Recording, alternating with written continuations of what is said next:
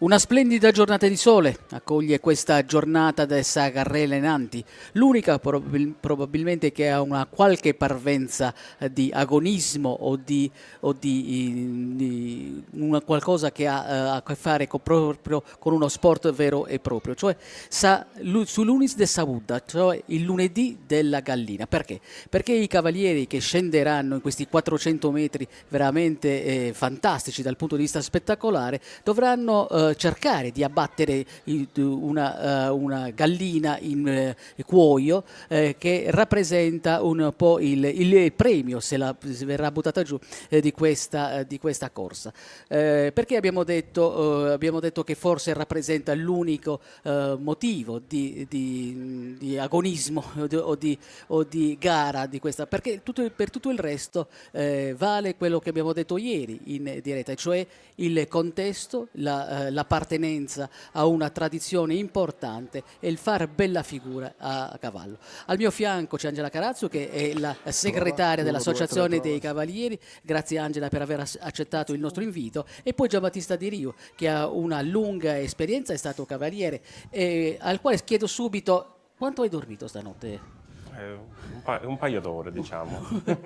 Ah, Non tantissimo. Angela invece? Idem, uguale, vedo con patate proprio, Allora, forse ancora 4. non è iniziata la discesa vera e propria, c'è un clima diverso, abbiamo detto quelle che sono le differenze con le carrelle degli altri giorni, della domenica, del lunedì e quella che ci sarà anche domani, però c'è uno spirito diverso anche a correre per Saúda, Angela. Come dicevo ieri, o forse ha detto anche qualcun altro, non tutti i cavalieri partecipano oggi per la corsa alla gallina, molti cavalieri mancheranno proprio perché metteranno a riposo il cavallo, quindi sì, il clima è un po' diverso. Diciamo che il clima del lunedì rimane sempre un po' rilassato, un po' perché ci trova acciaccati dalla domenica che è stata grintosa, e un po' perché c'è appunto questa necessità anche per qualcuno di mettere a riposo le cavalcature. Quindi. Ecco, sono arrivati tanti turisti, io ne ho visto questa mattina, mi sono premurato di fare una passeggiata lungo le stradine del centro storico e ne ho visto veramente tanti.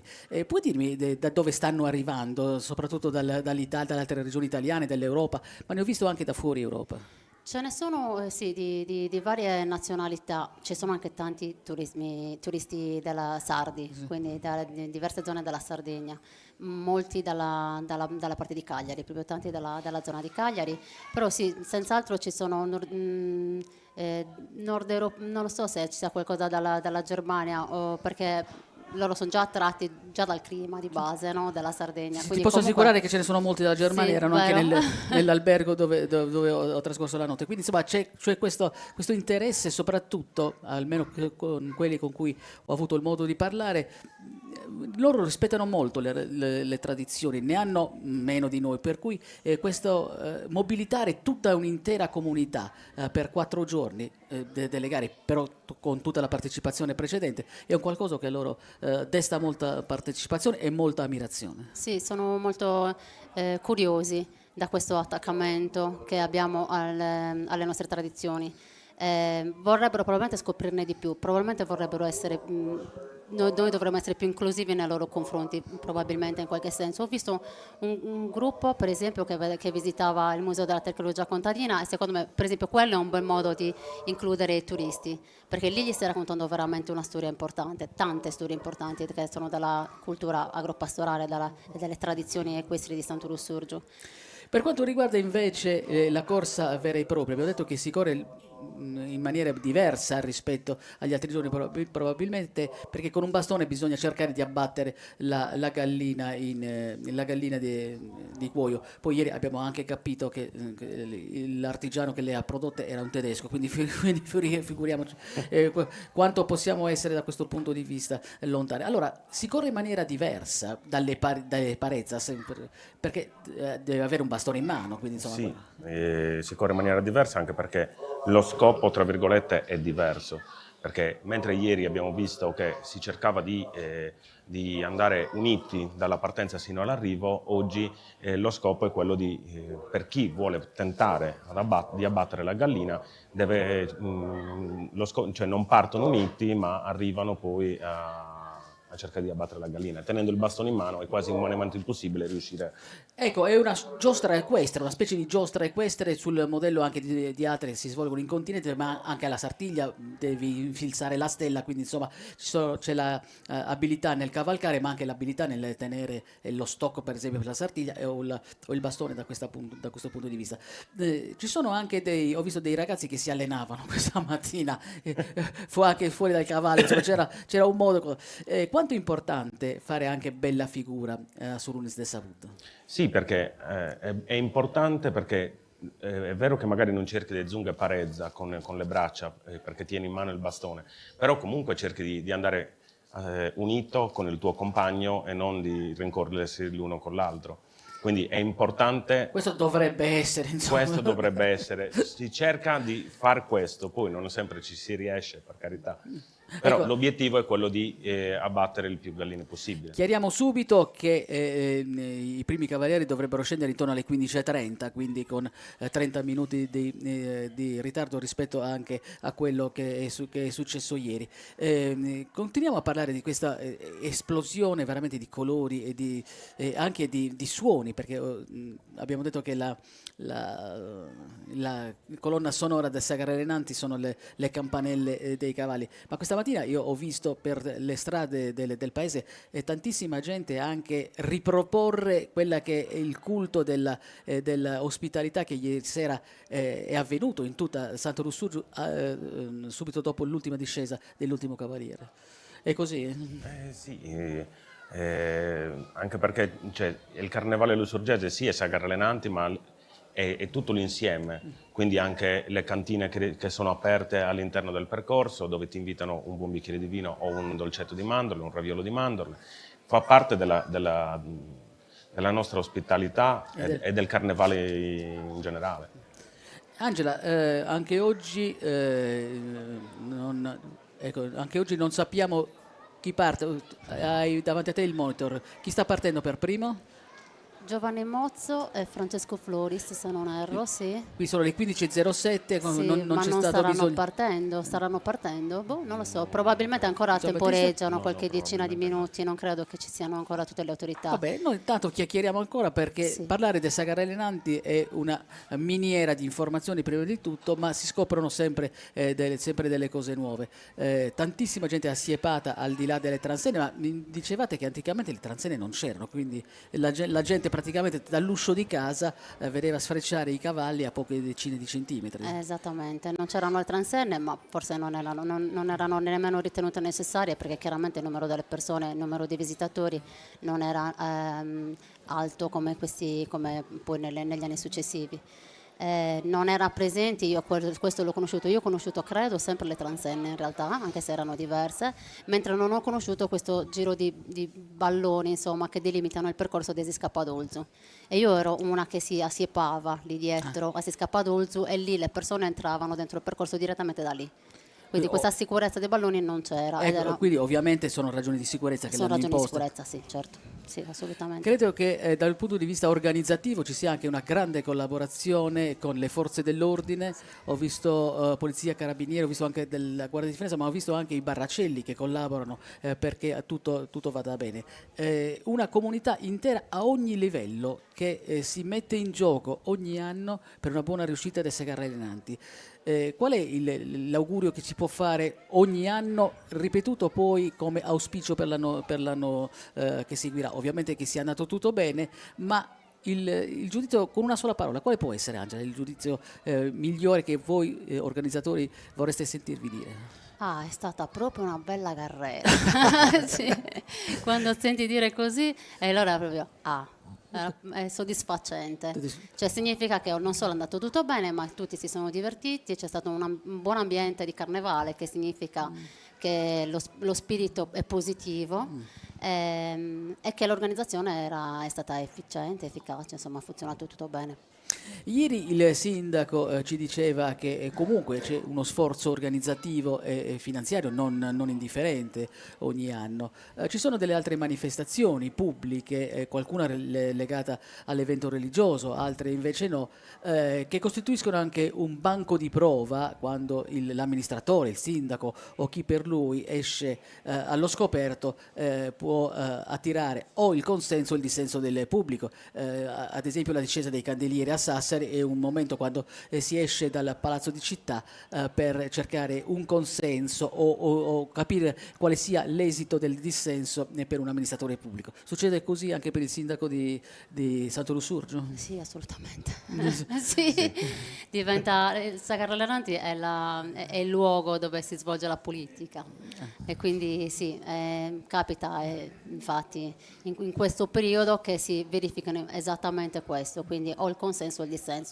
Quello che viene più a galla, allo scoperto, in genere è il dissenso. Beh, certo, sì, ovviamente. Poi però si placa tutto con il placarsi del carnevale, sembra che mette molto la voglia delle persone di dire quello che non va, però poi dopo il carnevale cioè, finisce tutto. Nel senso Beh, il che dissenso ha sempre più un rumore più forte, un frastuono quasi rispetto invece al consenso che è molto più silenziato. Quindi ci sono anche delle carriere che possono essere costruite, non soltanto politiche, sull'esito di una carrella?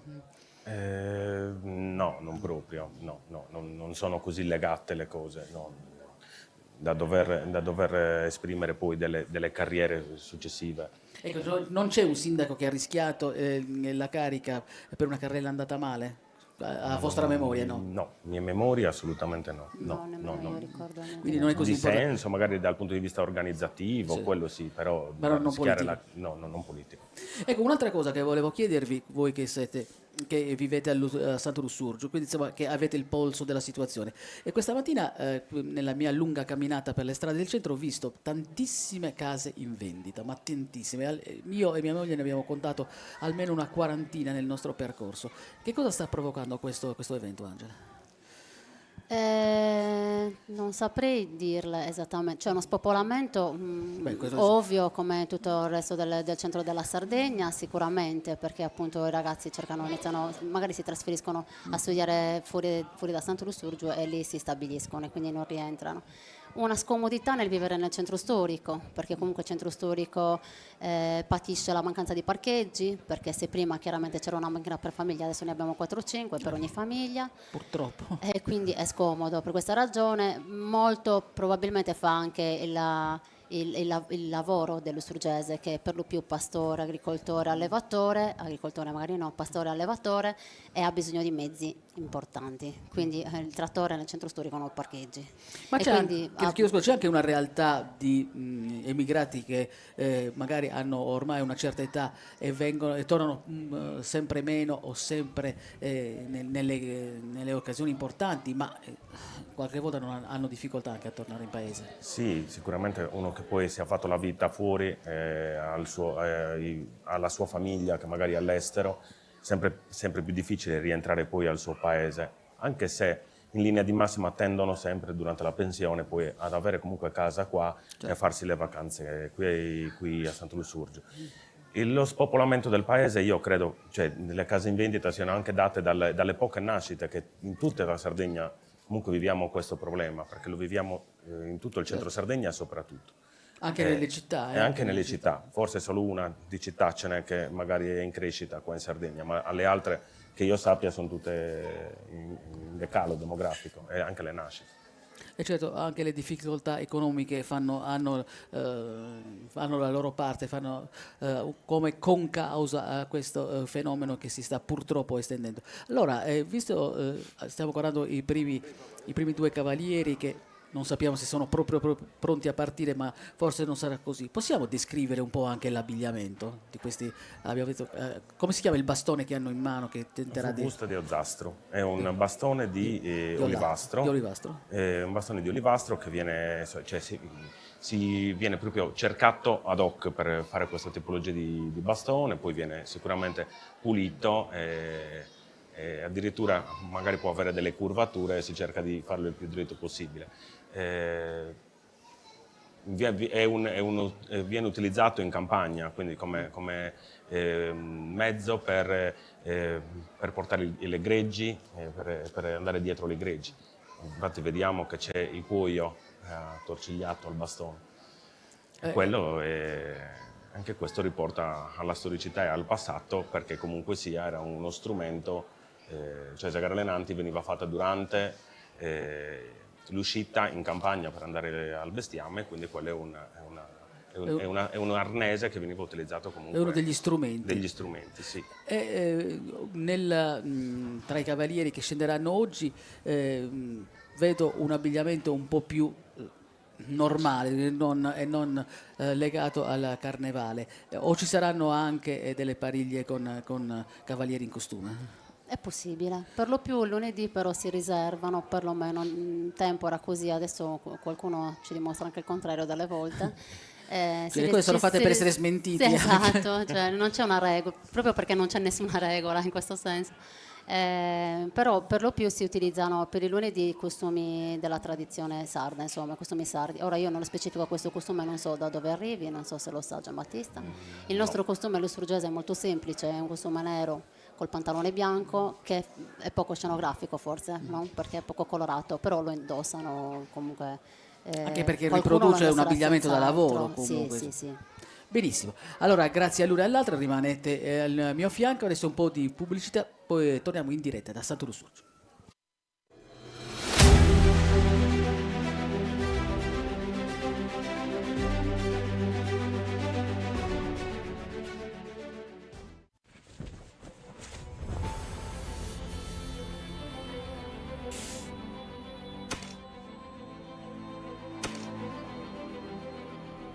Diva Salotti, specialisti in comfort e qualità.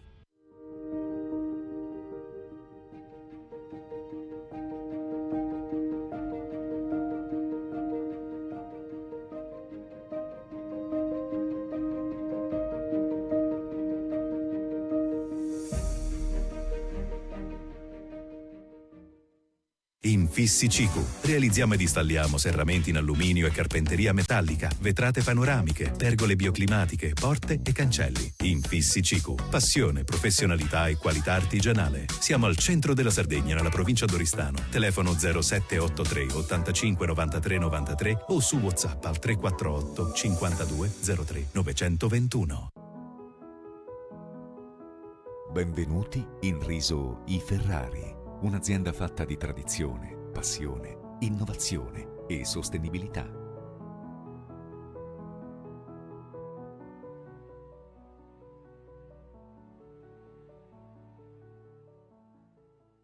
Acquista una Veneta Cucina e completa di elettrodomestici. Il piano Caranto in ceramica o quarzo è in omaggio. E puoi pagare a 24 mesi, tasso 0, TAN 0, TAEG 0, salvo approvazione finanziaria. Regolamento presso il punto vendita e su venetacucine.com. Veneta Cucine. Più spazio, più liberi. Domenica 9 marzo a Orotelli arriva su Carasecare Orotedesu, sfilate di maschere tradizionali da tutta la Sardegna e a seguire musica e balli in piazza. Vi aspettiamo a Orotelli!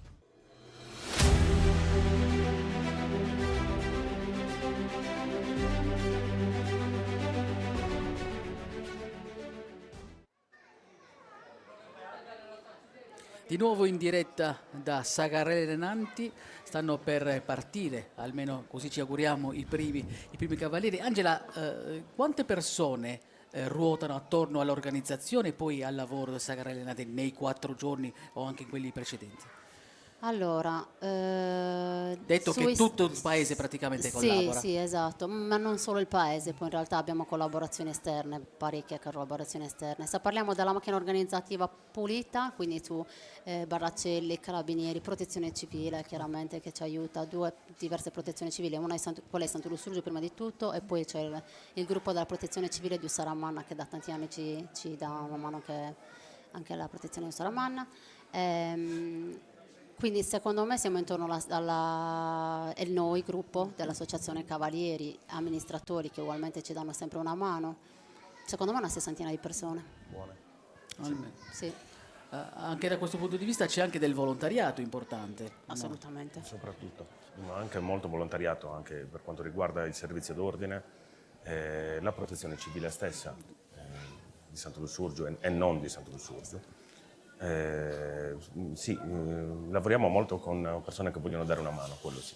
Ho visto anche molti ragazzi, anche molto giovani, che in qualche modo si davano da fare anche stamattina per far sì che comunque vada tutto bene, che comunque la sicurezza sia assicurata. Brutto giro di parole, ma questo credo che sia la cosa importante.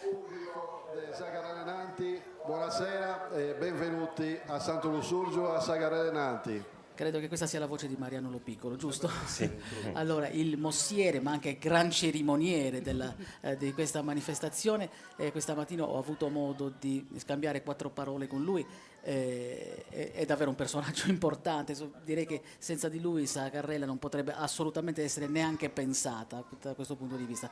Ecco, tra l'altro anche in un'intervista che ha concesso a Luca Urgo, che abbiamo trasmesso ieri, tutta la sua passione, tutto il suo voler essere presente in maniera da protagonista è un qualcosa di importante. Credo che prima ci fosse chi è che ha preceduto Mariano Lopiccolo che non avesse tutta questa voglia di essere protagonista, o è un ruolo che invece lo impone storicamente e tradizionalmente? Assolutamente sì. No, Ambrogio che ha preceduto Mariano, che credo che fosse il primo mossiere in realtà, perché prima di lui non esisteva, e invece era una persona che aveva i primi tormentoni li ha creati Ambrogio. Okay? Poi Mariano proprio di tormentoni. erano dei tormentoni, sì, era partiti uniti, disuniti, veloci. In realtà poi lui non poteva sapere assolutamente nulla di quello che succedeva, perché le telecamere mica c'erano, cioè se le inventava, perché immaginava come poteva andare alla discesa, e sui turisti questa cosa faceva molto impatto, faceva molto colpo. Mariano ha creato poi dei suoi, si è portato avanti con i suoi tormentoni. Poi quello del mossiere ora, più di allora forse, è un ruolo molto importante anche sulla sicurezza, perché lui ha visibilità di tutta la situazione e alle comunicazioni di tutti. Benvenuti a Sagarelle Nanti, siamo quasi pronti per iniziare questa giornata, questa calda giornata di marzo, e tra pochi istanti inizieremo Zulunil Desa Buddha, che è il tradizionale lunedì del Carnevale di Santo Lussurgiu, quando i cavalieri dei Sagarelle Nanti si cimenteranno nel abbattere il maggior numero di galline di pezza che sono situate più o meno a metà percorso, all'altezza di piazza San Sebastiano. E appunto quest'oggi i cavalieri si cimenteranno muniti di bastone di olivastro, come vuole la tradizione lussurgese, e tenteranno appunto di abbattere queste galline di pezza che sono posizionate a metà percorso. Ieri è stata una giornata abbastanza ricca di emozioni, grazie ai cavalieri che hanno saputo regalare spettacolo con le loro parezzas qua a Sagarelle Nanti, e speriamo che anche oggi si possa ripetere lo spettacolo e che questo meraviglioso sole accompagni tutta la serata per riscaldare le emozioni che Zasparezza di Santo Lussurgiu sanno regalare, grazie a, come ho detto, ai protagonisti che sono i cavalli e i cavalieri, ma senza tralasciare l'apporto importantissimo, se non fondamentale, del pubblico che lungo tutto il percorso sostiene i nostri cavalieri lanciati al galoppo lungo tutto Sagarelle Nanti. Ricordo che Sagarelle Nanti è un percorso lungo 350 metri e che quasi tutto in discesa, e che appunto fa sì che la velocità dei cavalli raggiunga veramente velocità importanti, e questo consente allo spettacolo e a noi pubblico di ammirarne questo spettacolo appunto regalato dai nostri cavalieri. Bene, grazie a Mariano Lopiccolo che, come vuole la tradizione, ha introdotto anche questa giornata del Sagarelle Nanti, e io direi che possiamo anche occupare lo spazio che ci separa dall'inizio della discesa con un paio di interviste che abbiamo registrato nei giorni scorsi, le interviste che sono state realizzate da Luca Urgo. Credo che la prima possa essere quella con Rita Piras, che è una ex amazzone che ha corso comunque a Sagarrela, e quindi cercare di capire quali sono le sue sensazioni, sono state le sue sensazioni e come vive oggi Sagarrela. Rita Piras, una delle 3 amazzoni di Sacarrela, ognuna ha avuto una sua era. Qual è stata la tua? La mia è stata la mia prima volta, avevo 16 anni e sono stata accompagnata da mio fratello Alessandro e mi ricordo anche durante la corsa, alla fine della corsa mi erano scese le lacrime dall'emozione e così a seguire ho continuato a correre per 8 anni. Poi per lavoro, insomma, perché lavoro all'estero, non sono riuscita, insomma, a allenarmi durante l'anno per continuare a correre, ecco. Ecco, lo dico io, da una decina d'anni lavoro in Germania, però la febbre di Sacarrela si sente. Tornare qui, insomma, a vedere il nostro carnevale di Sant'Ulsurgio. Con che occhi guardi la corsa? È, è emozionante, anche vista, insomma, da terra, è cioè, tutta un'altra cosa da essere a cavallo, ecco. Mi dicevi che non riesci ad allenarti, altrimenti saresti di nuovo in pista. Sì, perché manca molto non correre, insomma, più. E quindi malistri me li guardo così da terra, ecco. Torniamo un po' indietro con la memoria. Cosa ti ricordi di quelle giornate, soprattutto dalla preparazione, il giorno prima? Il giorno prima c'era la preparazione, insomma, dei filimenti, pulizia del cavallo, insomma, come... E poi la mattina a seguire vengono fatte le trecce, eh, la preparazione del cavallo, ecco. Invece il paese, come vive questa grande festa? E il paese, beh, emozionante comunque sia, anche per chi viene da fuori, è una manifestazione sentita, ecco. Quindi eh, Quando ti vedremo di nuovo protagonista? io vorrei riscendere il mio sogno, rifare la corsa, ecco. Chissà, magari un giorno vi farò di nuovo una sorpresa. Devi ancora imparare? Dai, su.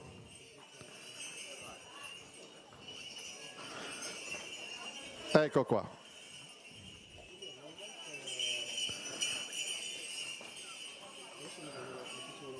Ancora qualche istante.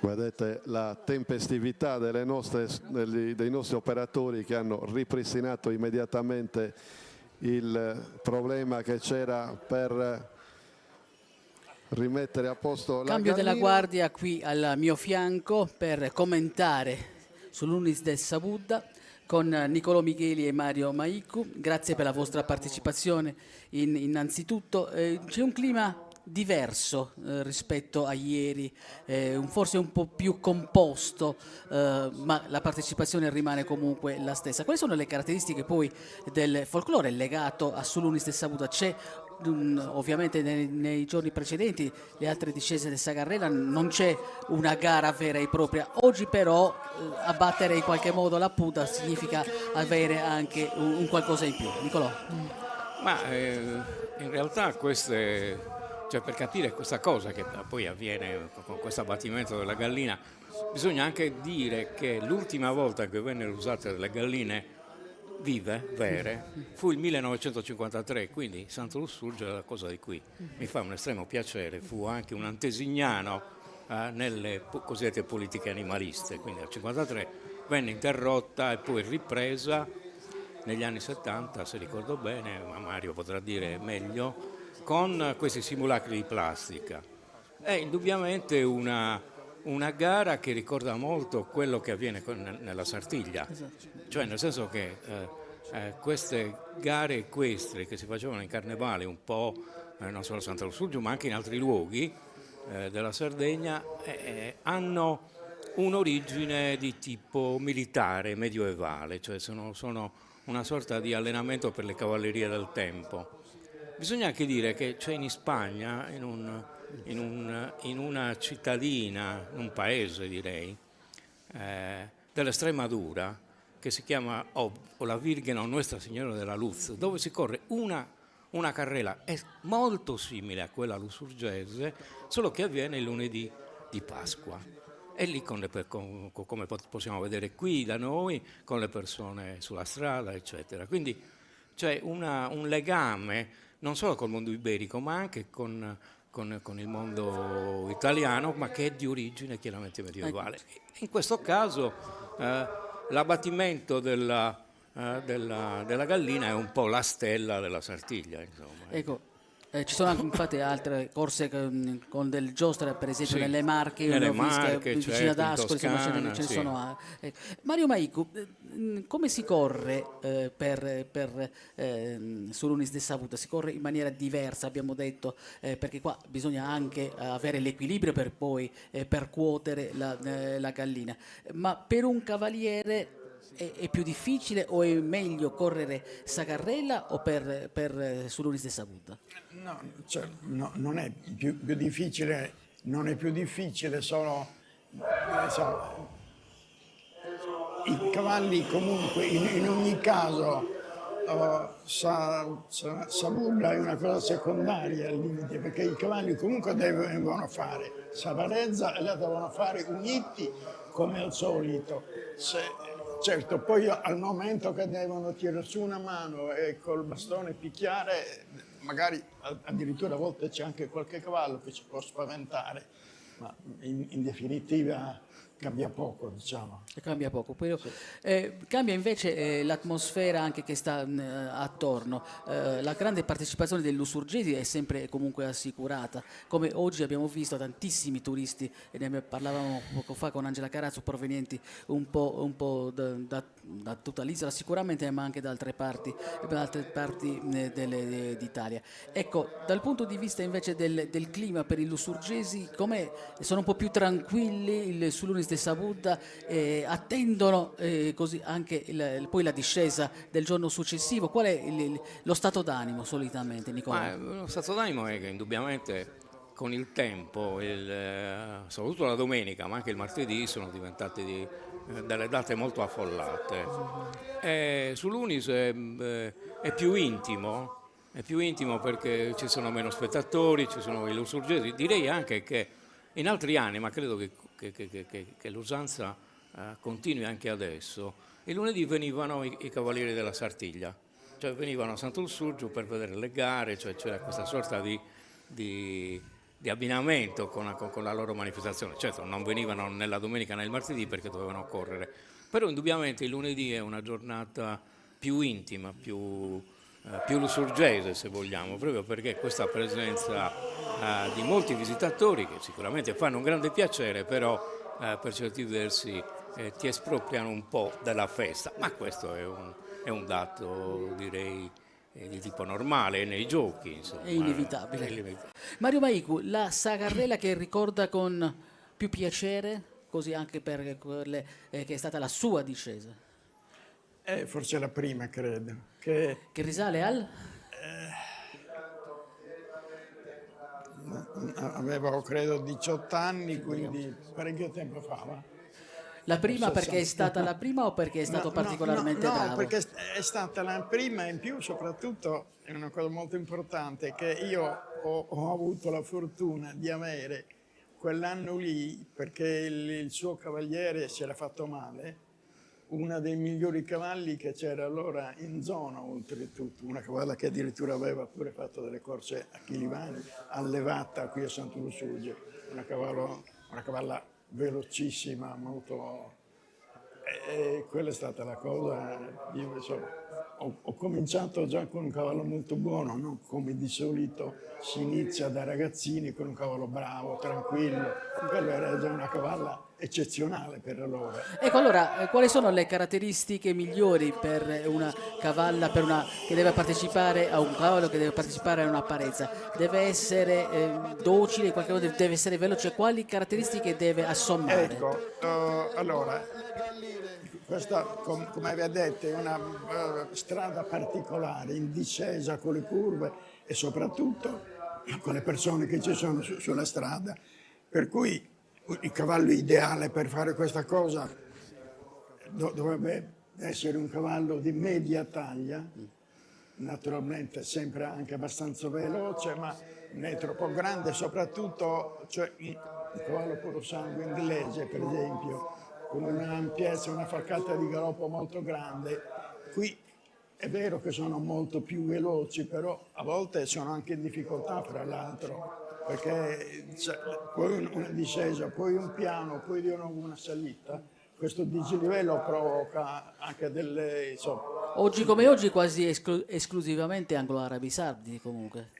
No, ma qui ci sono anche di pro sangue che fanno queste corse, e poi non solo anglo-arabi, perché ci sono ormai degli incroci con i cavalli da sella, però ripeto, insomma, ieri per esempio c'era dei cavalli di una taglia anche molto grossa, che non è l'ideale per fare queste cose. Ecco, sono anche cambiati negli anni, cambiate le caratteristiche proprio degli animali, sono più grandi, più alti, più robusti. Certo, molto sono cambiati, intanto anche l'anglo-arabo è di una taglia più grossa, in più poi con l'incrocio con i cavalli da sella ormai di tutta Europa, sono cavalli molto con una fascia muscolare diversa, più alti, più grossi, che sviluppano una forza soprattutto in elevazione, per quello che è l'orientamento dell'allevamento in Sardegna oggi, cioè per fare dei cavalli,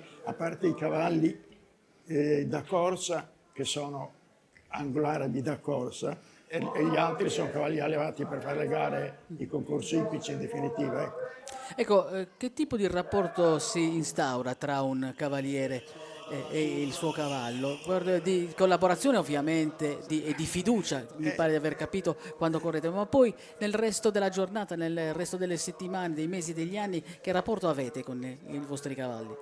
Allora, il rapporto, questa è una cosa abbastanza importante, perché i carnevali si corre una volta all'anno.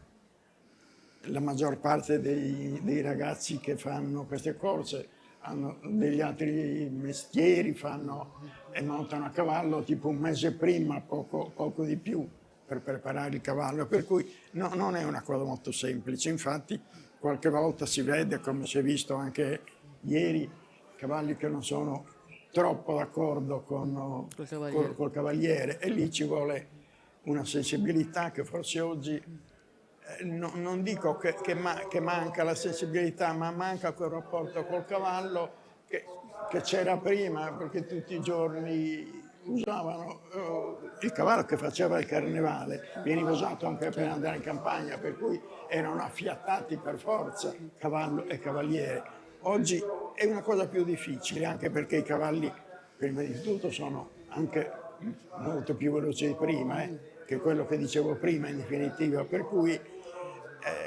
ci vuole un po' più di sensibilità di quella che forse serviva allora. E le scuole di equitazione servono, sono benvenute, oppure così si impara ad andare a cavallo e a stare a cavallo un po' per esperienza personale, giorno per giorno? No, è indispensabile oggi, ripeto, col tipo di cavalli che ci sono adesso, che uno abbia una base, e una base se la fanno, come dicevamo prima montavi a cavallo tutto il giorno, piano piano imparavi, magari non avevi un assetto perfetto, ma a cavallo avevi un assetto forte, solido. Oggi bisogna andare a fare, avere una base, e queste basi si fanno solo dove sono le scuole di equitazione. Qualcuno che ci insegni in qualche modo ad andare a cavallo? Qualcuno che insegni ad andare a cavallo? Certo.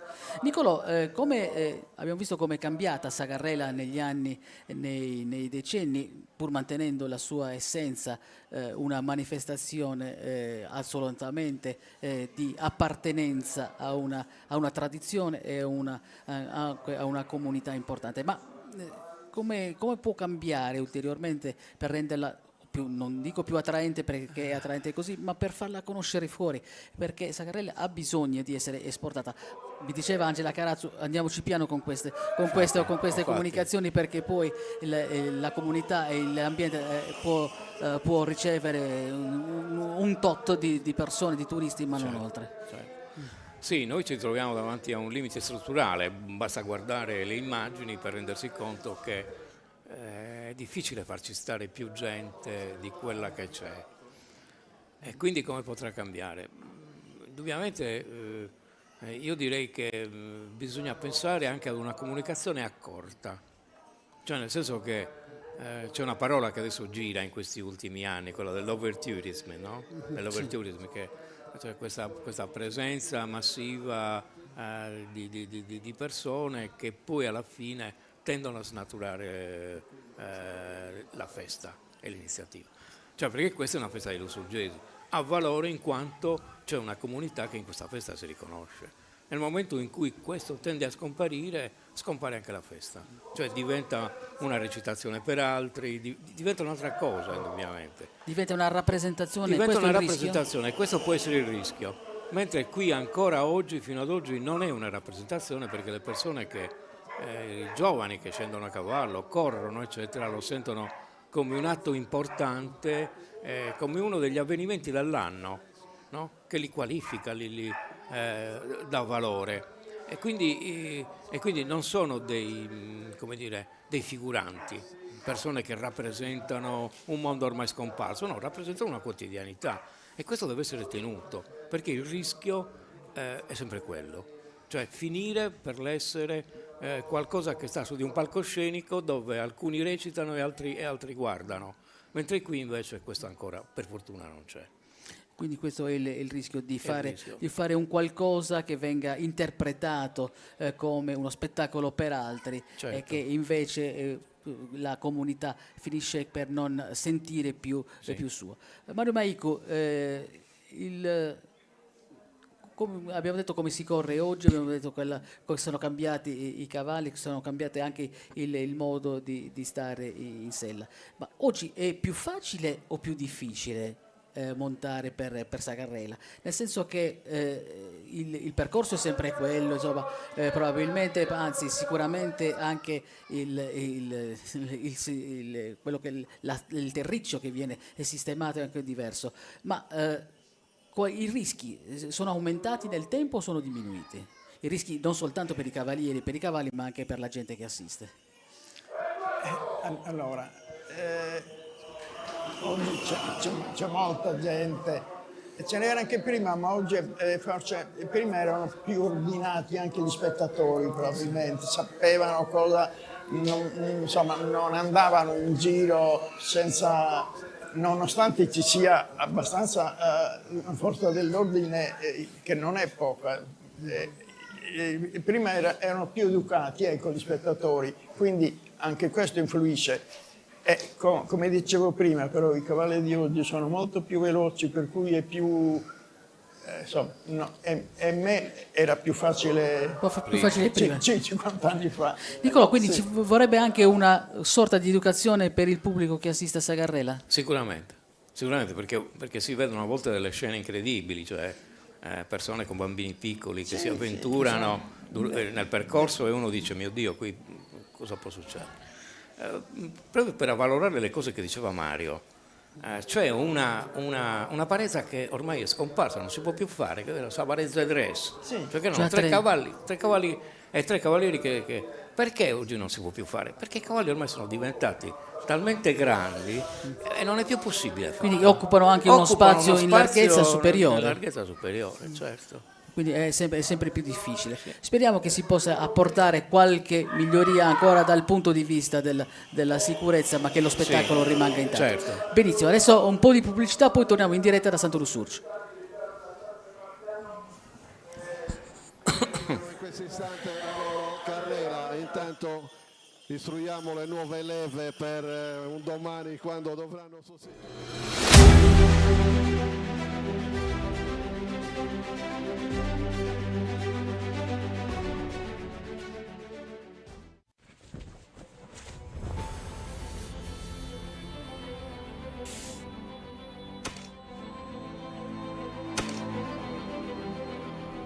Diva Salotti, specialisti in comfort e qualità.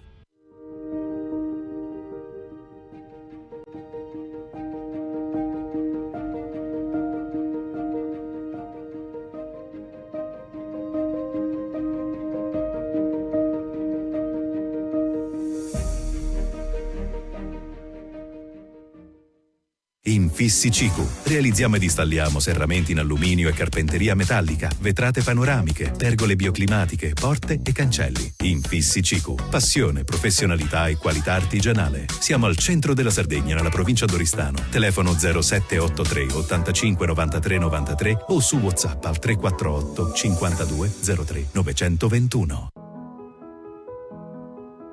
Benvenuti in Riso I Ferrari, un'azienda fatta di tradizione, passione, innovazione e sostenibilità.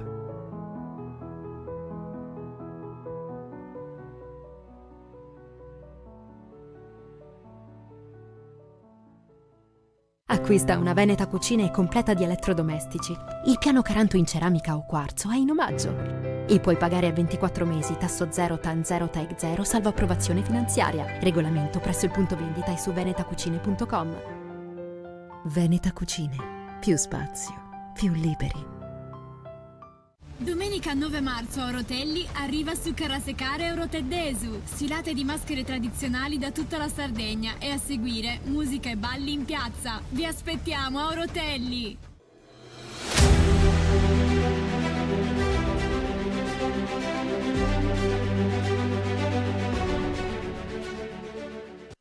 Walter ritorna a Siscappadorzo, raggiunge nuovamente Chicco, sono pronti, attenzione, liberare il percorso.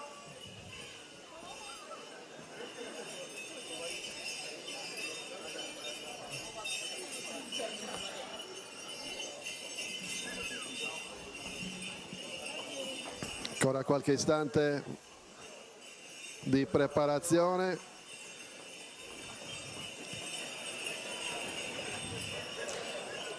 Ogni tanto è bene anche ascoltare la voce di Mariano Lopiccolo, che fa un po' il telecronista in diretta per coloro che stanno sul percorso. Intanto do il benvenuto a Paolo Gianu, ringraziandolo per la sua partecipazione. Paolo Gianu ha una farmacia veterinaria, giusto? Sì. Ma hai scritto tanto, non soltanto del Saccarrela, ma anche di altre manifestazioni carnevalesche in Sardegna. Hanno dei tratti in comune, ma anche molti tratti distintivi. Questa mattina ascoltavo la voce di un gruppo di turisti tedeschi venuti qui per Saccarrela, ma che hanno in progetto anche di visitare altri paesi dove si svolgono delle manifestazioni carnevalesche. Paolo, questo carnevale sardo, insomma, ha dei tratti distintivi veramente importanti, giusto? Beh, assolutamente sì. Diciamo che la passione per la fotografia mi ha portato a fare un giro dei paesi per il periodo di carnevale e non solo, fotografando quelle che sono le maschere tradizionali e non.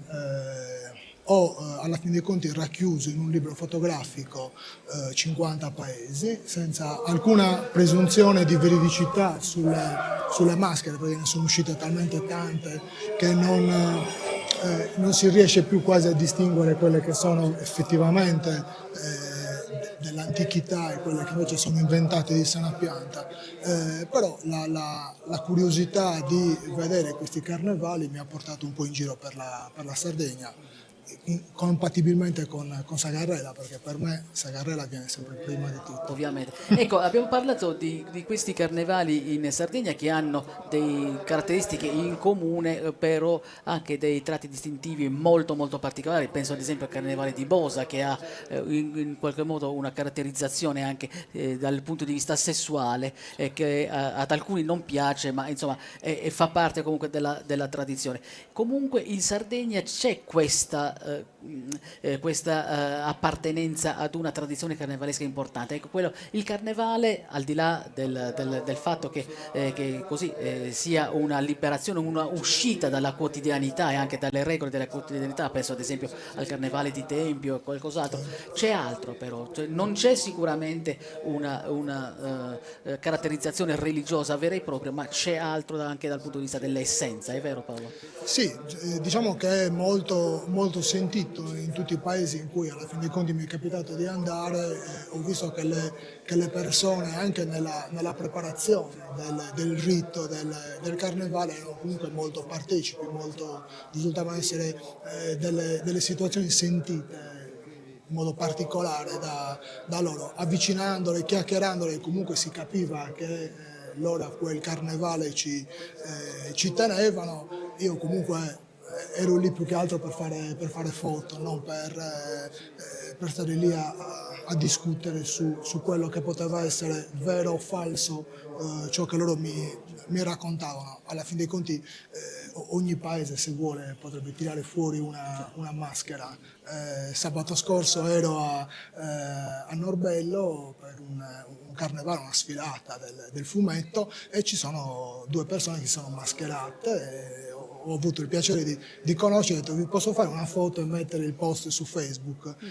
Lui mi ha detto sì assolutamente. Queste due maschere praticamente erano inventate di sana pianta, avevano un listino di prezzi dove dicevano 1.000 euro per andare nel paese XY, 2.000 e quindi prendevano in giro quelle che secondo loro potevano essere le maschere inventate in Sardegna. Non parliamo sicuramente di Mavoiada, di Orotelli, di Ottana, però ce ne sono tante altre che effettivamente, forse un po' per colpa di chi si è voluto arrampicare su scritti antichi, ha voluto riscoprire, secondo loro, queste maschere. Ma sai, è un discorso che va fatto in maniera approfondita, anche perché qualche volta io cito la mia esperienza al seguito di Sant'Efisio del 1° maggio a Cagliari, quando si trattava come commissione di dover autorizzare la partecipazione di alcuni gruppi. Ovviamente c'era anche il lavoro precedente che verificava la veridicità di alcuni costumi, e ne abbiamo riscontrato anche una ventina di anni fa dei totalmente inventati, ma totalmente veramente per dare in qualche modo anche risposte al consenso popolare, insomma. Ecco, Nicola, ma esiste una concorrenza tra i carnevali sardi? E di che tipo? In realtà non lo so se esiste una concorrenza, perché ognuno lo svolge nel proprio luogo, però sicuramente c'è una concorrenza in termini di comunicazione. Cioè, nel senso che molti di questi carnevali tendono a raccontarsi come gli autentici, i veri. Il rischio è quello che antropologi molto bravi, anche come Hobsbawm, hanno detto, che è il rischio dell'autentico, del falso che diventa autentico, anzi dell'autentico falso. Questo è un rischio che noi corriamo sempre in queste cose qui. È anche vero, sempre citando Hobsbawm, che la tradizione è una cosa che si inventa, che c'è un'invenzione della tradizione. D'altronde ciascuno di noi può vederlo, noi guardiamo al passato e il passato lo reinventiamo ogni volta, cioè nel senso che tendiamo a togliere le cose che consideriamo negative e a valorizzare quelle che sono quelle positive. Sempre dal nostro punto di vista. È sempre dal nostro punto di vista, ed è lo stesso meccanismo di ambiguità che ha l'identità. Cioè nel senso che noi scegliamo alcune cose in cui diciamo a queste apparteniamo e altre le rifiutiamo perché diciamo di non appartenerci. Quindi c'è sempre questo tipo di meccanismo. Il dato invece che io ritengo estremamente positivo è che una manifestazione di questo genere, che tende a scomparire nell'Europa occidentale, o almeno voglio dire è solo legata ad alcune località che ce l'hanno molto forte, penso a Venezia, a Colonia e così via. Qui in Sardegna sia un fenomeno diffuso, cioè tutti i paesi hanno una propria manifestazione carnevalesca, lo fanno più o meno autentica, più o meno bella, più o meno rispondente a una tradizione, però c'è questo desiderio fortissimo di quella che gli antropologi chiamano inversione rituale, cioè il carnevale è un tempo libero in cui cambi totalmente prospettiva, in cui cerchi un divertimento è sostanzialmente un allontanamento dalle problematiche di tutti i giorni. E questo noi siamo riusciti a tenerlo. Curiosamente è una delle poche feste che è riuscita a tenerla. Cioè quando la società contemporanea, dove non c'è la separazione più tra festa collettiva e quotidianità, cioè nel senso che ognuno adesso può far festa quando vuole, queste cose, cioè penso in Sardegna anche la Pasqua, che ha un fenomeno molto, molto forte, oppure come citavi tu Sant'Efisio, sono dei momenti in cui una comunità si riconosce e riesce ancora a fare festa insieme. Quindi una competizione a migliorarsi e a riscoprire quella che è una propria identità non è negativa. No, non è negativa. Poi è chiaro che si corrono anche i rischi che raccontavi tu, cioè delle cose totalmente inventate, no? Perché se tu hai anche dai documenti, hai un costume, un abito tradizionale povero, non ti vuoi presentare in una cosa come Sant'Efisio con un abito povero e magari te ne inventi uno ricco. Però inventato.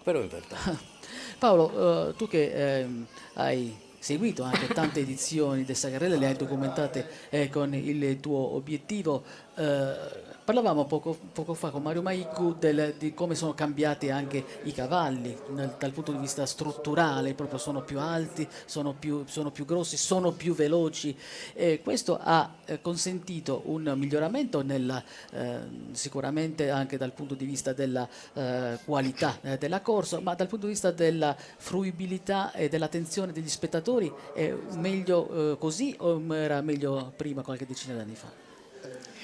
Io rimango sempre ai vecchi tempi, quando i cavalli partivano da Siscapadurzo, era tutto aperto e arrivavano le varie pariglie un po' dappertutto. Quello, per quel poco che mi ha insegnato mio nonno, era il punto migliore dove poter assistere alla Siscapadurzo, alla partenza. Esatto, perché quando uno parte bene, diciamo che la metà del lavoro è stato fatto. Sicuramente i cavalli grandi, prestanti, adesso hanno aumentato il rischio, per questo sono state abolite le pariglie a tre, che comunque erano parezzas bellissime alla fine da vivere e da vedere. Anche difficilissime, mi dicono. Anche difficilissime da fare, perché comunque il concetto non è una corsa qua, è lo scendere bene, appaiati, con cavalli che hanno lo stesso manto, una postura a cavallo. Quindi un'armonia, possiamo dire che la caratteristica è l'armonia. E anche lì la foto viene bene quando sono tutti belli armonici, se invece non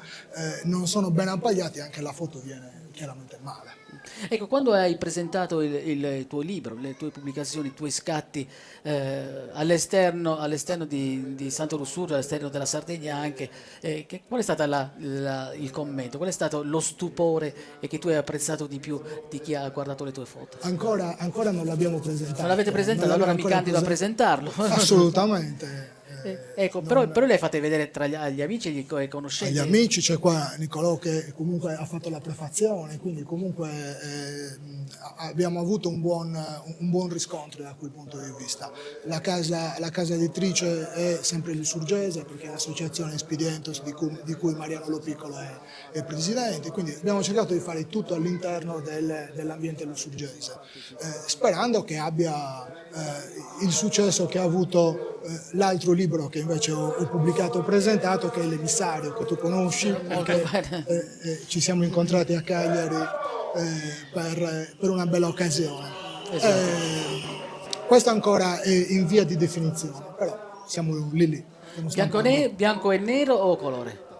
colore è bianco e nero, dipende dal tipo di maschera, dipende dal tipo di voglia che avevo di scattare, perché anche lì modifico la macchina in base alla voglia che ho io di scattare. Non vado in post-produzione, non mi piace la post-produzione molto. Tu hai girato per i carnevali della Sardegna, ce ne sono alcuni lugubri, alcuni molto oscuri, alcuni anche truculenti da un punto di vista. Ecco, c'è questa grande differenza. Abbiamo detto che i carnevali offrono una platea davvero molto, molto vasta.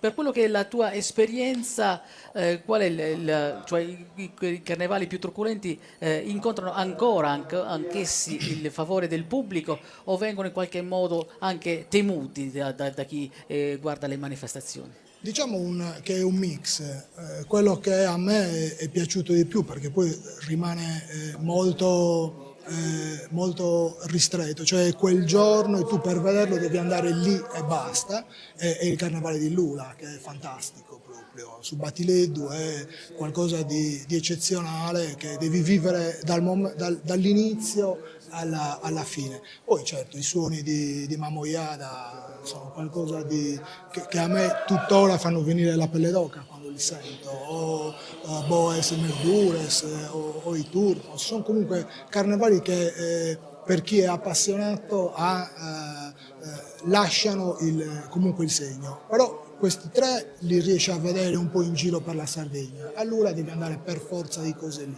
non puoi esimerti o non puoi trovarlo in altri paesi, in altre sfilate, è proprio loro tipico e basta. Ecco, il carnevale può essere anche un motore di sviluppo, un volano anche per attività commerciali che magari nel corso degli altri mesi dell'anno non trovano sbocchi importanti, ma che in questa settimana, magari nelle settimane precedenti, possono in qualche modo presentarsi anche a un pubblico più vasto. Io credo che dal carnevale sardo si possa anche attrarre, oltre che turisti, anche interesse anche economico, perché no? Perché si fanno le maschere, si fanno i finimenti per i cavalli, si fanno i costumi. Ecco, io non limiterei l'interesse anche, non dico economico, ma anche dal punto di vista anche antropologico, direi, per queste manifestazioni. Cosa dici, Paolo?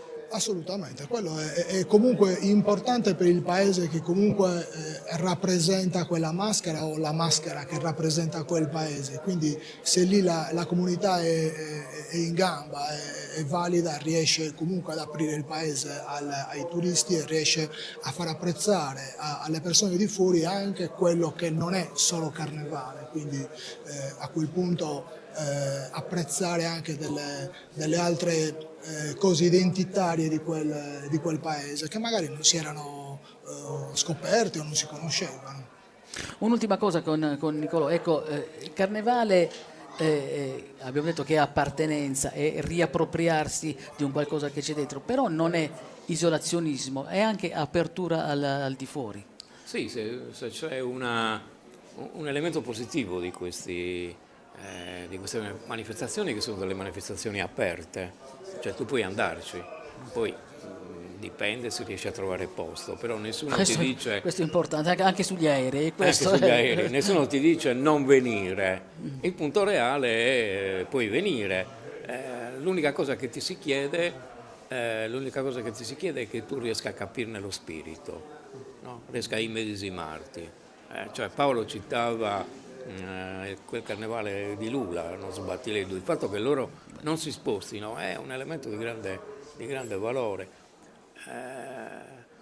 Insomma, tradizionalmente, per esempio, i Mamutones facevano solo 3 uscite e non andavano da nessun'altra parte. E le 3 uscite erano San Cosimo a settembre, poi c'era Sant'Antonio il 17 di gennaio, e la domenica e il martedì di carnevale, basta. Cioè nel senso che c'era un rapporto che adesso è totalmente diverso, perché c'era un rapporto di tipo sacrale, cioè loro sapevano molto bene che cosa stavano facendo, cioè stavano recitando un rito sacro, cosa che adesso naturalmente un po' si è persa.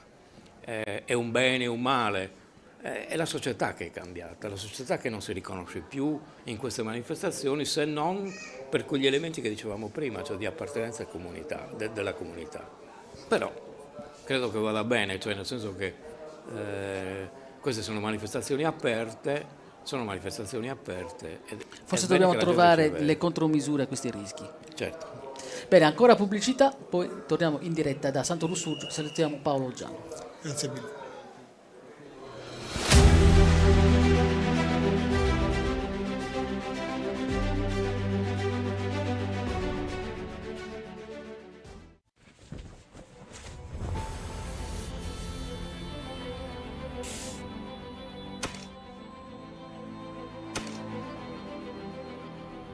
Diva Salotti, specialisti in comfort e qualità.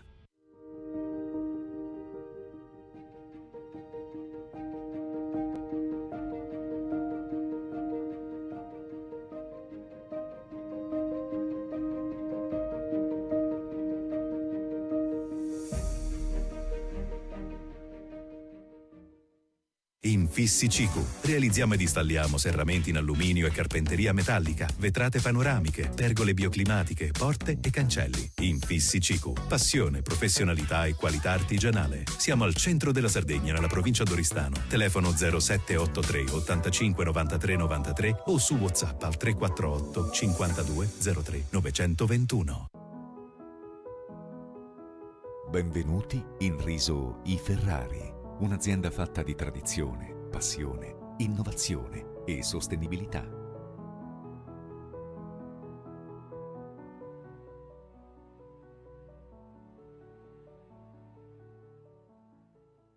Acquista una Veneta Cucina completa di elettrodomestici. Il piano Caranto in ceramica o quarzo è in omaggio.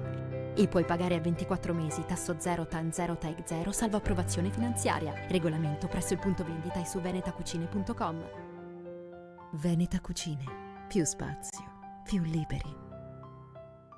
Domenica 9 marzo a Orotelli arriva su Carasecare Euroteddesu, sfilate di maschere tradizionali da tutta la Sardegna e a seguire musica e balli in piazza. Vi aspettiamo a Orotelli!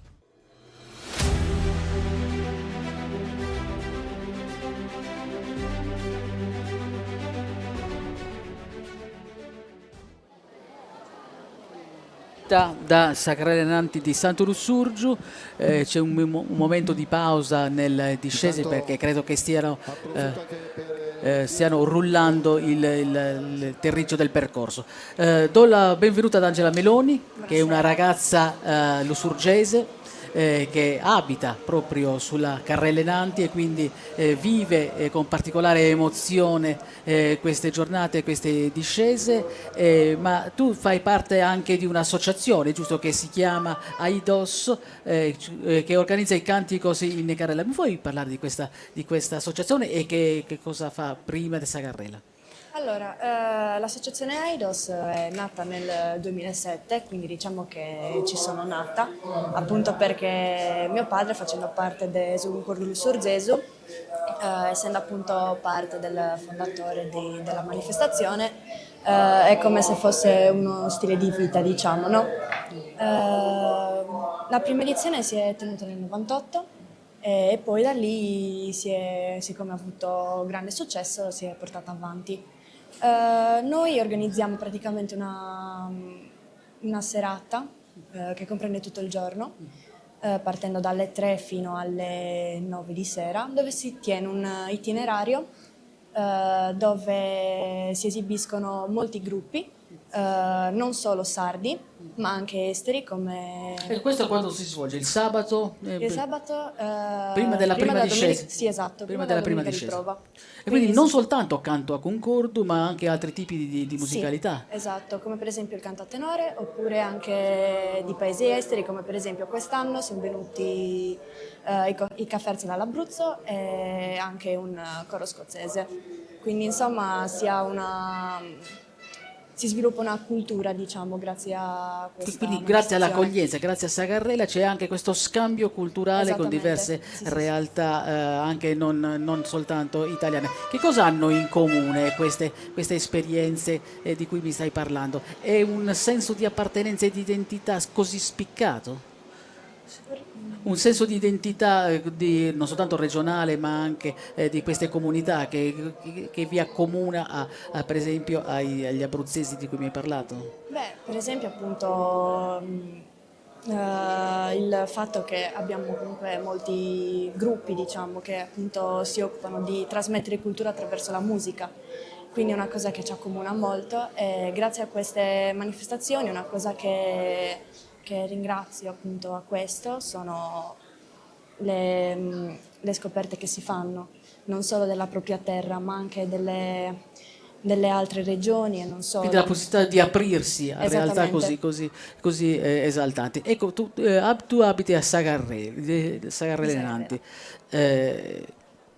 Che cos'è questa settimana che caratterizza le discese per una che vive 365 giorni a Sagarrela? Mi hanno parlato alcuni, sai, un po' di disagi perché quando viene smantellato l'asfalto, poi viene rimontato, insomma, sono più i disagi o più l'esaltazione e la felicità di questi 5 giorni? Allora, devo dire che c'è una parità, non c'è né più né meno, perché comunque sia anche sentire che stanno togliendo l'asfalto ti dà quella frenesia, no? Tu senti proprio che c'è quell'aria di carnevale, almeno per me che ho ancora 17 anni lo vivo così. E quindi proprio è una sensazione che non so neanche spiegare onestamente, perché bisogna viverlo, è una cosa inspiegabile, però posso dire che è una cosa bella, molto... Quindi oggi come oggi tu non vivresti da nessun'altra parte che sia Santo Lussurgio, mi pare aver capito. Poi magari per studiare sarei in futuro chiamata a lasciare il tuo paese, però questa appartenenza, questa identità lussurgese è così forte. Beh, onestamente io la terrò sempre perché io sento di far parte di questo paese, cioè proprio sono orgogliosa di far parte di questo paese e sono anche contenta di vivere appunto in questa zona perché ti permette proprio di anche sviluppare delle capacità particolari, come per esempio interagire con gente molto più grande di te. Per esempio io vivendoci da quando sono piccola, no? Ho avuto l'opportunità di legare con gente molto più grande, capacitarmi a fare discorsi con persone anche anziane, quindi è una cosa che mi porterò dietro. Quindi cercare anche di carpire da tutte queste persone delle esperienze che ti Esattamente. possono essere utili. Senti, ma tu che sei così giovane, quindi sei ancora così piena di entusiasmo e di iniziative, come può essere migliorata secondo te Sagarrela? Perché c'è tanta esaltazione sicuramente e tanto entusiasmo, però può essere ancora migliorata secondo te e dove? Secondo me... Nella comunicazione, per esempio, nel lanciare al di fuori della Sardegna il messaggio del Sagarrela? Vabbè, quello sì, bisogna comunque sia migliorare ancora la pubblicità, però quello purtroppo è una cosa che va di pari passo con lo sviluppo, no? Però della manifestazione in sé onestamente non cambierei proprio niente, perché è anche bello che mantenga quella tradizionalità che ha, ovvero le cantine aperte, gli abitanti delle case che stanno in strada.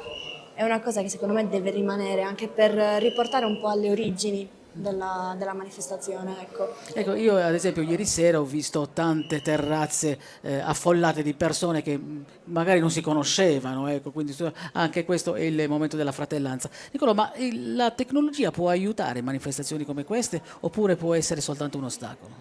No, la aiuta, ne abbiamo un esempio adesso. Nel momento in cui andiamo in onda. Mi sono arrivati messaggi di persone, di un caro amico per esempio, di Gigi Mele, che sta a Roma, che vive a Roma e non può essere qui.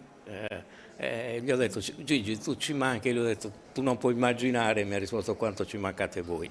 E questa è la tecnologia, perché fino a 30 anni fa questa sarebbe stata una cosa impossibile. Cioè io ho la certezza che in questo momento, per esempio, i lussurgesi che stanno in Australia stanno seguendo questa trasmissione e questo è possibile tramite internet. Quindi la tecnologia può aiutare moltissimo, il vero problema è non esserne schiavi, insomma, sostanzialmente è questo. Assolutamente, quando parlavamo poco fa dei correttivi ai rischi che si corrono, parliamo anche di questo.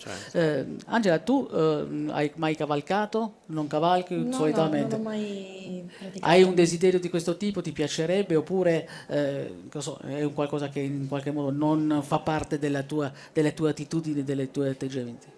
Onestamente non provo questo grande interesse nell'andare a cavallo. Può sembrare strano detto da una lussurgesa, però preferisco godermela da terra. Ecco, hai mai scritto della manifestazione del tuo paese? Hai mai scritto qualcosa?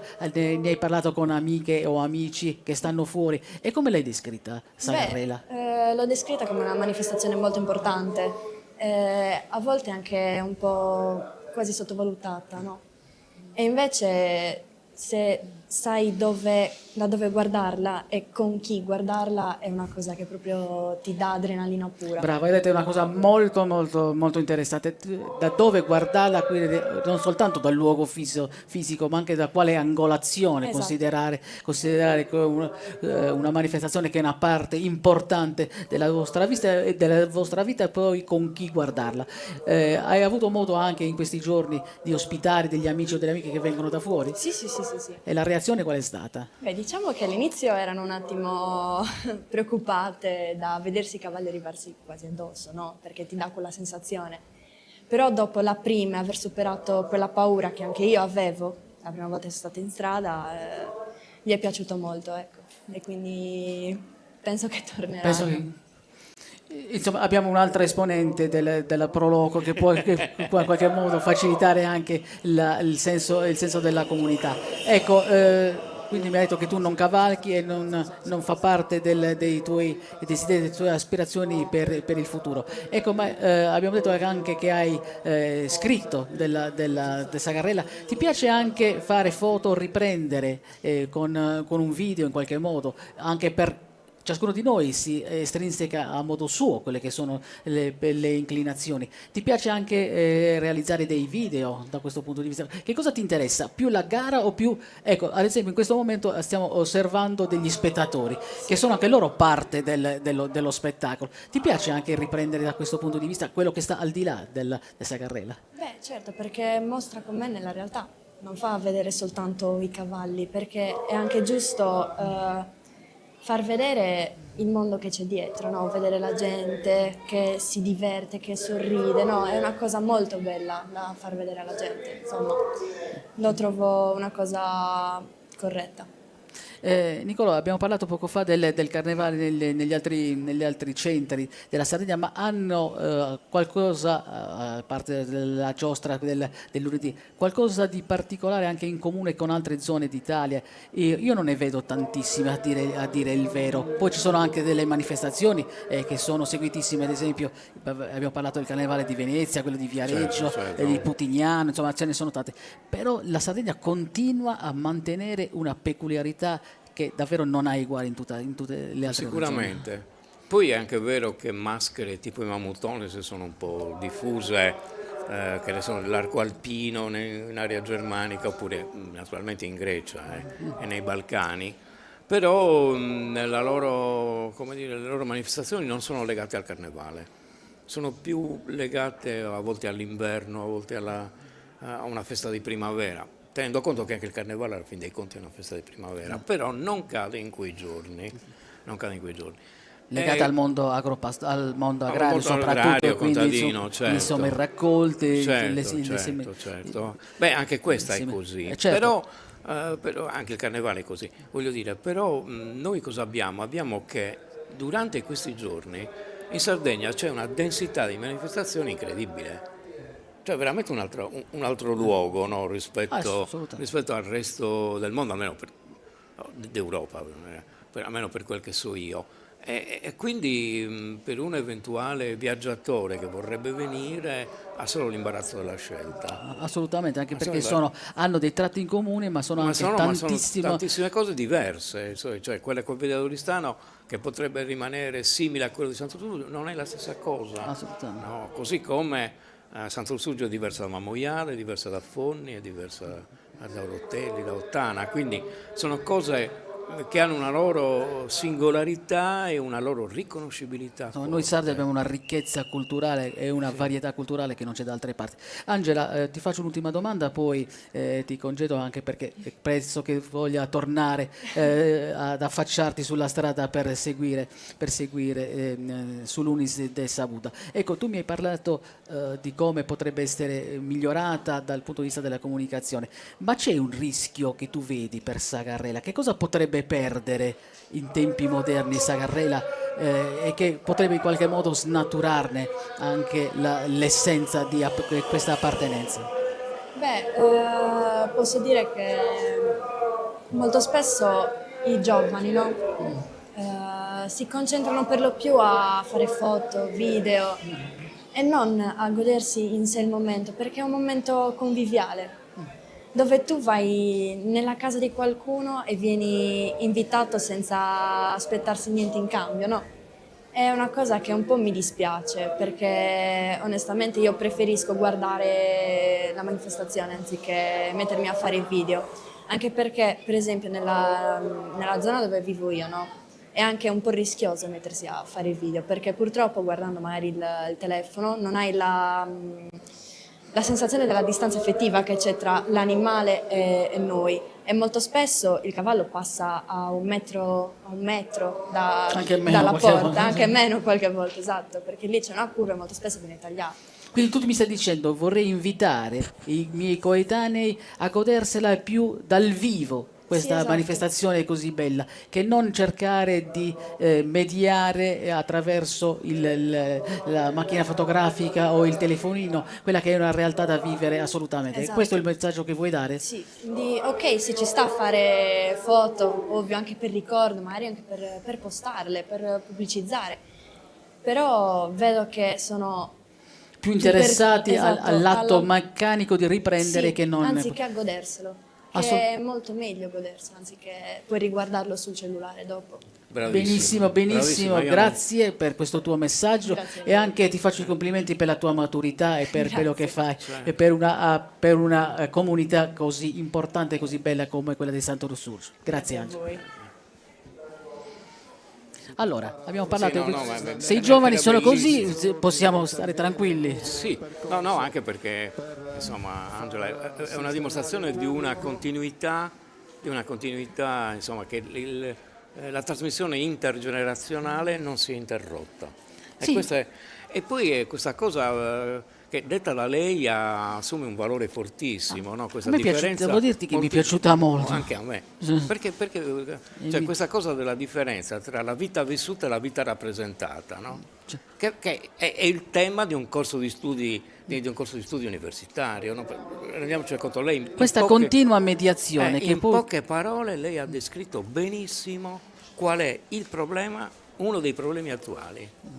Assolutamente, e non soltanto di questa manifestazione, Certo, ma è un problema del nostro tempo. Io nel frattempo do il benvenuto a Edoardo Arbao, che è il responsabile del servizio veterinario Ipiatra, giusto? Buonasera, sì. Per l'Associazione Cavalieri Sagarrele Nanti. Allora, mi pare che stia andando tutto bene fino a questo momento. Fortunatamente sì. Quali erano le vostre preoccupazioni all'inizio? E poi le preoccupazioni cambiano da Sagarrela a Sulunis de Savuta oppure più o meno sono le stesse? No, le preoccupazioni più o meno sono sempre simili. Il nostro obiettivo è il benessere dell'animale, del cavallo, quindi la preoccupazione principale è che il cavallo sia in ottime condizioni di salute prima di affrontare la gara, diciamo. Quindi noi ci occupiamo delle visite pre-gara, prima della manifestazione e durante la manifestazione, in modo tale che il cavallo si presenti all'inizio della manifestazione nelle condizioni ottimali. Ecco, abbiamo detto che i cavalli sono anche cambiati nel corso degli anni, sono un po' diversi dagli anni passati. Abbiamo anche detto che è cambiato il modo di montarli, anche il modo della discesa. Ma vi è capitato di dover intervenire all'ultimo momento, non dico quest'anno ma negli anni precedenti, per calmare un cavallo o per ovviare a qualche manifestazione così di intolleranza?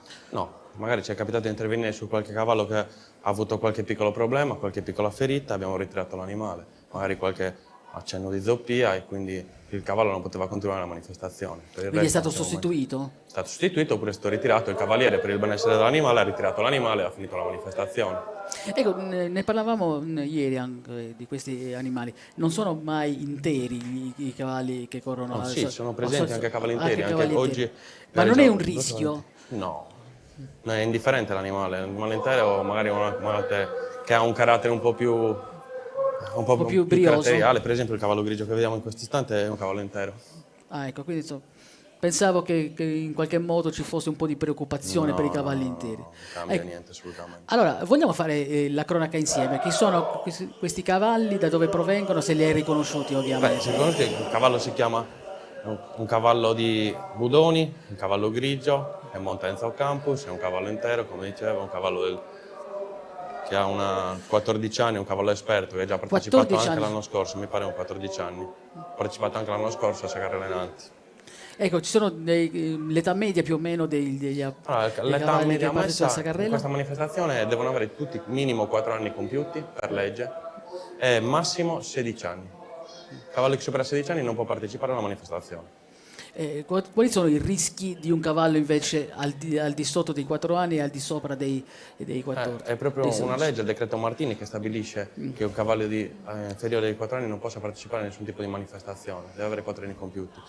Mentre i rischi sono più che altro per un cavallo che oltrepassa i 16 anni comincia a essere un cavallo anziano, diciamo, quindi non può più affrontare una corsa come questa e comunque... Ecco, è molto sollecitato l'animale da una corsa come questa. Ma no, gli animali sono fatti per fare queste manifestazioni, un cavallo è un animale sportivo, abituato alla corsa, al salto ostacoli, a tutto, quindi gli animali ben preparati sono anche da noi selezionati, possono partecipare tranquillamente a queste manifestazioni. Ecco, io faccio delle domande da profano, ovviamente, da Certo. ignorante, quindi ti prego di scusare un po' la mia ignoranza, ma il fatto che il percorso sia in discesa e poi invece si risollevi soltanto nella parte finale è una sollecitazione in più, è un rischio per il cavallo oppure no? No, come dicevo, sono cavalli abituati a queste sollecitazioni, un cavallo abituato a galoppare sia in discesa che in salita. Certo che essendo in discesa è un pochettino più difficile, però la pista è studiata e fatta apposta proprio per dare maggiore attrito all'animale.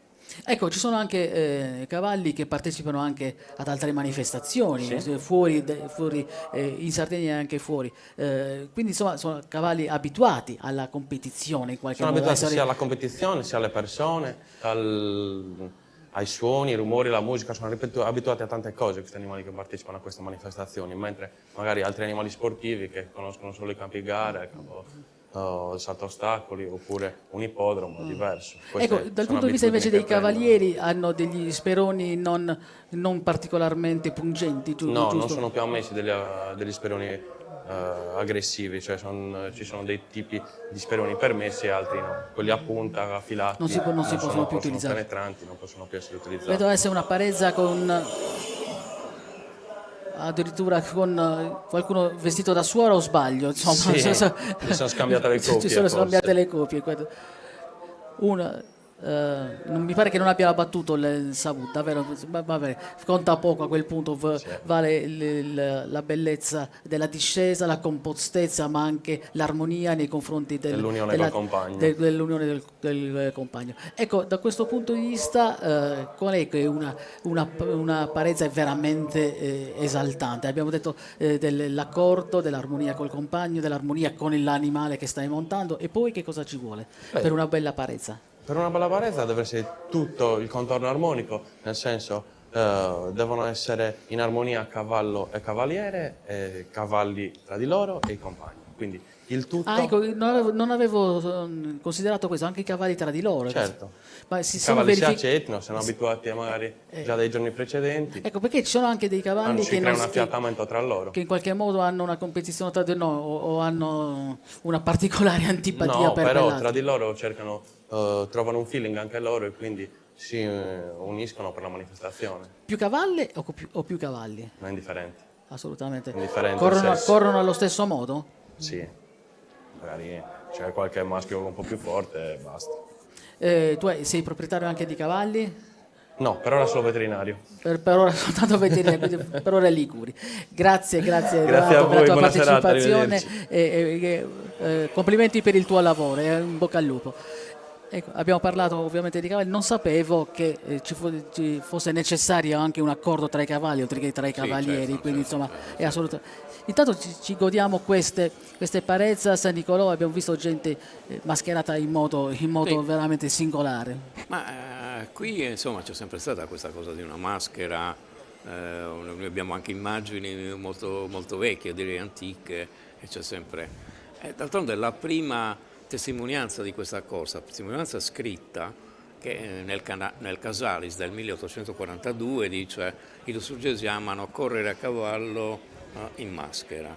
Quindi è una cosa antica. È una cosa antica, però ripeto è una cosa che era diffusa anche in altri paesi, solo che noi abbiamo avuto la fortuna di tenerlo senza grandi interruzioni, perché insomma, a memoria di uomo le uniche interruzioni sono state nel 1918 per la guerra, 1943 per la guerra e i 2 anni del 21 e 22 per la pandemia. Insomma, guerre e malattie. Sì. Grazie, adesso ancora un po' di pubblicità, poi riprendiamo in diretta.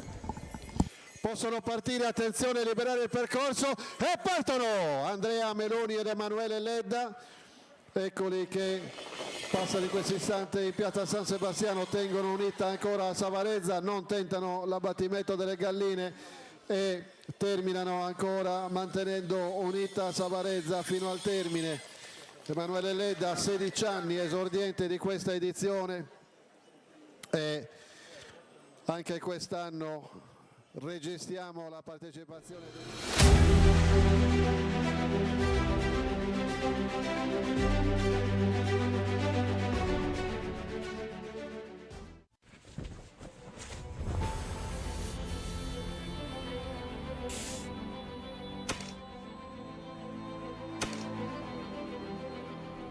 Diva Salotti, specialisti in comfort e qualità.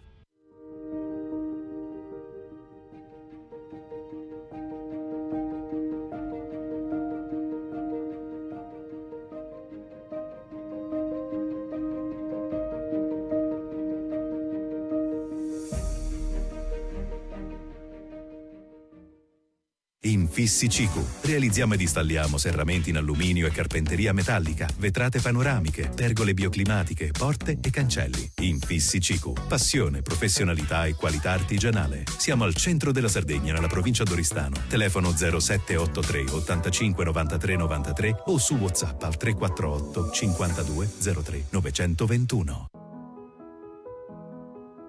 Benvenuti in Riso I Ferrari, un'azienda fatta di tradizione, passione, innovazione e sostenibilità.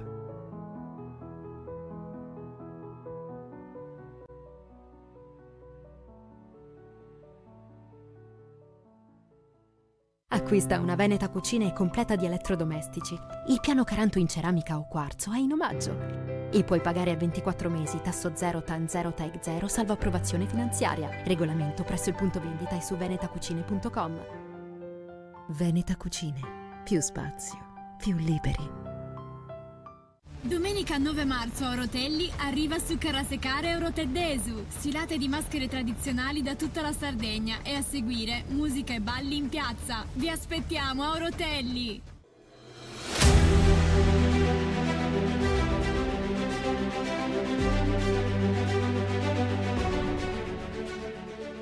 partire, attenzione, Leonardo Are e Andrea Pessa alla partenza.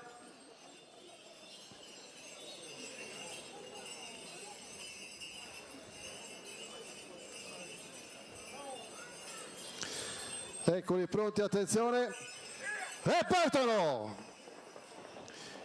Eccoli che escono dalla curva, non riescono ad unire Savarezza, eccoli che passano in piazza San Sebastiano e terminano in questo istante la loro carriera. Non abbiamo pagato il canone. Tino Mozzo è atteso alla postazione qua al palco, grazie. Tino Mozzo. Ancora dalla voce di Mariano Lopiccolo la descrizione delle parezzas che si stanno alternando qui a Sacarrela. Salvatore Micheli, benvenuto, bentornato alla nostra postazione. Parlavamo delle differenze sull'Unis de Savuda rispetto a quelle agli altri 3 giorni di Sacarrela. C'è un clima un po' più disteso, un po' meno in qualche modo legato al fatto che poi ci sia tanta gente che viene da fuori, un po' meno oggi rispetto agli altri giorni. Ecco, ma che cosa ci si deve aspettare da una perfetta parezza sull'Unis de Savuda? Ma intanto ci deve essere alla base un affiatamento che consenta durante il percorso di di disfare Savarezza per potersi dedicare a centrare la gallina, questo simulacro che rappresenta. E quindi i cavalli devono essere in perfetto equilibrio, perché una piccola variazione che è quella di togliere una mano dalle redini oppure prepararsi a colpire con il bastone comporta un cambiamento di postura a cavallo, e questo deve essere assorbito dal cavallo se è nella condizione di farlo. Un cavallo che è già squilibrato lì finisce per mettersi nei pasticci.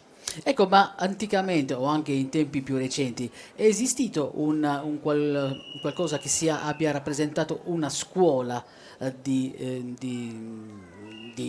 per i cavalieri che fanno le parezas?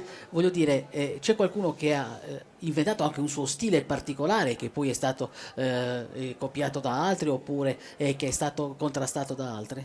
Ci sono delle persone che hanno detto, io monto in questo modo che è particolare rispetto, assolutamente diverso da quello degli altri. Non è un modo diverso di montare, chi monta bene in tutte le occasioni, per cui chiaramente questo che si trova già in una condizione di vantaggio è agevolato anche nel fare questo gesto del voler colpire la gallina.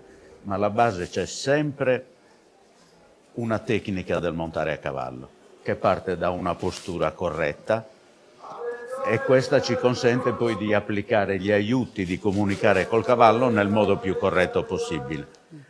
Una volta che si è acquisito questo, si può fare qualunque cosa a cavallo, chiaramente tramite addestramento, perché adesso la velocità, i cavalli si accoppiano, perché il cavallo è un animale da branco, quindi cerca la compagnia.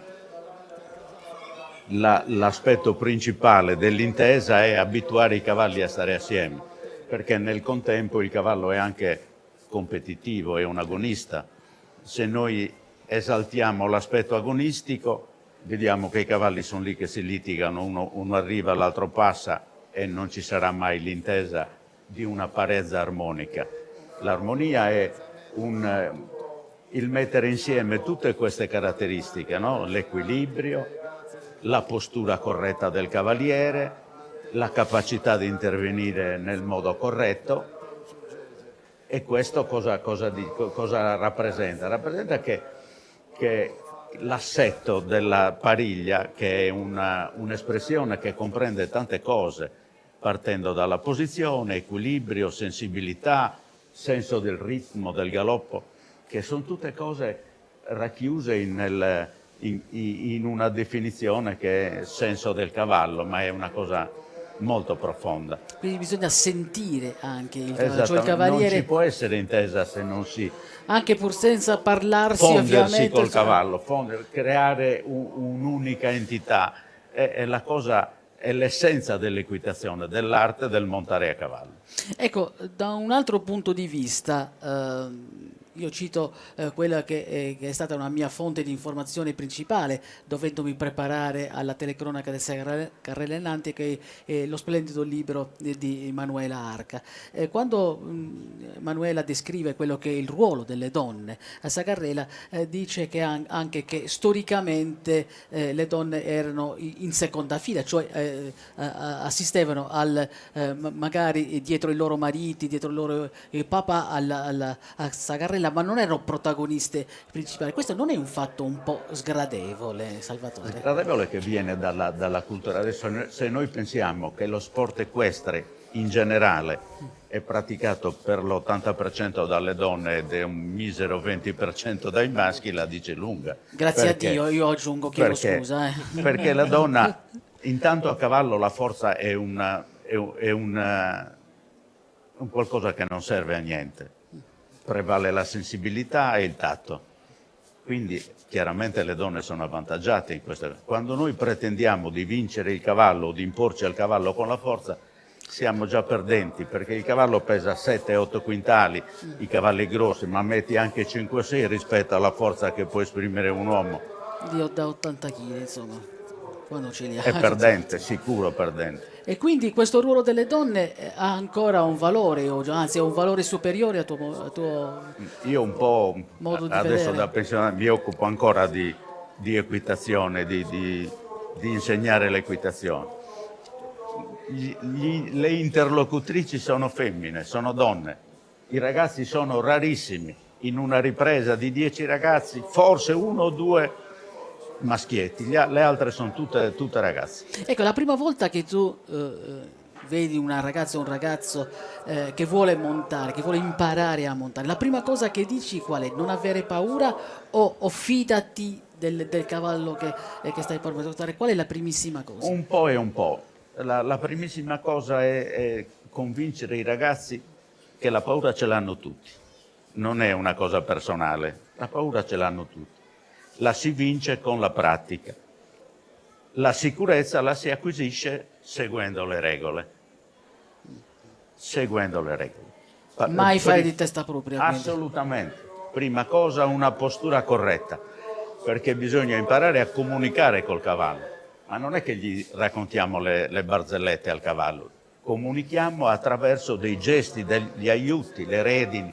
Aiuto è un termine, una volta le chiamavamo azioni, ma aiuto forse è il termine più corretto. Attraverso le redini, quindi con la bocca, sentiamo e trasmettiamo la volontà di ciò che vogliamo fare, l'equilibrio, il peso del corpo che gestito correttamente ci aiuta, le gambe, la voce, aiuti secondari tantissimi, comunicare col cavallo, il tono della voce è non il significato delle parole che chiaramente il cavallo non può capire, ma il tono della voce può essere rassicurante, può essere incitante, ma soprattutto la serenità di ciò che esprime la voce rassicura il cavallo. Ecco, un cavallo si accorge se il cavaliere o la ragazza che lo monta ha paura, è intenzione. Prima ancora che ci monti sopra, se ne accorge prima ancora che ci monti sopra. Tutti gli stati d'animo, il cavallo li prende al volo, la paura la recepisce, l'insicurezza. Uno dei suggerimenti che io uso spesso, devi ostentare una sicurezza anche quella che non hai, perché il cavallo la percepisce. Se tu sei diffidente, diventa diffidente anche lui. Basta un gesto non controllato e lui lo interpreta come una minaccia, una paura, e la difesa del cavallo, che è un predato, è quella di scappare. Animale straordinario. La sua difesa è sempre la fuga. Assolutamente, e in quel caso con uno sopra, insomma, o una sopra. Un inesperto chiaramente è un trauma. Nicolò, parlavamo poco fa del ruolo delle donne, che assume sempre più importanza e che è cambiato anche per merito stesso delle donne. Questo ruolo se lo sono conquistato loro, non gliel'abbiamo sicuramente regalato noi. Siccome sono meccanismi di potere, a nessuno piace perdere potere, quindi se lo sono conquistato tutto, insomma, no? Poi, però una delle cose che diceva Salvatore, no, su questa sensibilità femminile, basta pensare a uno sport particolare che è il dressage. Sì? No? Beh, lì lui mi disse molti anni fa, per essere campionesse di dressage, per essere campioni di dressage bisogna essere donne e tedesche. Ti ricordi? Mi dicesti proprio così, cioè nel senso che una certa decisione, molta dolcezza e anche naturalmente molta eleganza. Quindi il ruolo delle donne nell'equitazione è cambiato molto. Direi che Sacarrella da questo punto di vista è ancora una corsa ottocentesca, cioè nel senso che la presenza femminile è sempre stata sporadica, è sempre stata, come dire, non c'è mai stata, nonostante noi abbiamo un caso di una nobildonna che corse Sacarrella, insomma, nel 1920 o 21, adesso non ricordo bene, era una donna che peraltro abitava anche qua vicino, che corse Sacarrella, fu un fatto straordinario, non solo straordinario, anche scandaloso, ma come mai una donna che in un regno totalmente maschile.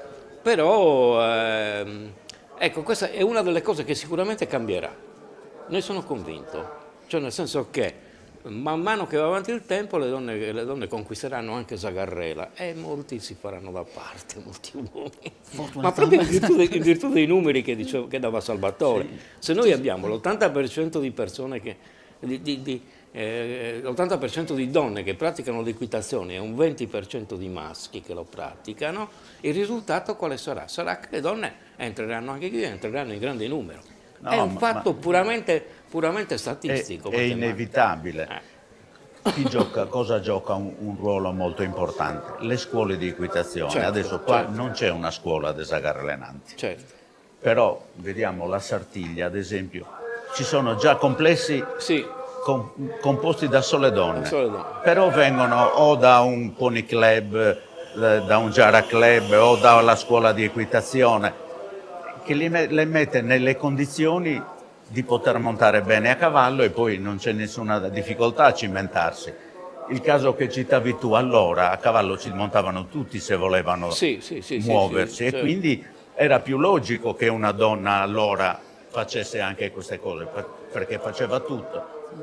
Si andava alle feste con la sella d'Amazon, magari chi aveva la possibilità, montando all'Amazon, che è molto, molto più difficile che montare nel modo all'inglese o all'italiana, come lo vogliamo definire. Noi siamo sempre esterofili, però ci dimentichiamo che l'equitazione naturale è stata inventata in Italia, che il dressage è nato a Napoli e poi ha fatto il giro del mondo ed è ritornato in Sardegna attraverso gli spagnoli. È tutta una poesia. Purtroppo noi non abbiamo bibliografia, non scrive nessuno di cavalli, di equitazione. E noi queste cose che abbiamo acquisite, le abbiamo acquisite come tradizione orale. Come tradizione orale o visiva, perché chiaramente gli spagnoli si esibivano in queste giostre e la gente, gli appassionati, copiavano quello che potevano rubare con lo sguardo. Ma questa è la realtà. Assolutamente. Sono quelle che vengono definite competenze tacite, cioè nel senso che non... Si impara senza... Che si imparano, che semplicemente in cui non dici come faccio, guardami. Perché non riesco manco a descrivertelo, no? Quindi Guardami un esempio costante. Un esempio costante, una imitazione. Senti Nicolò, come si prepara una famiglia di Santo Lussurgiu dalla mattina fino al pomeriggio? Che cosa fa per prepararsi a Zagarrela prima di scendere poi nel percorso e abbinare quello che sa? Ci sono delle cose particolari che fanno, che non fanno in altri periodi dell'anno, oltre a preparare dolci o magari o quant'altro? Che cosa fanno le famiglie di Santo Lussurgiu? Una volta, adesso sempre meno, una volta c'era anche la preparazione dei costumi che avveniva nei giorni precedenti e impegnava le donne della famiglia, no? Anche perché ci doveva essere un costume per ogni giornata.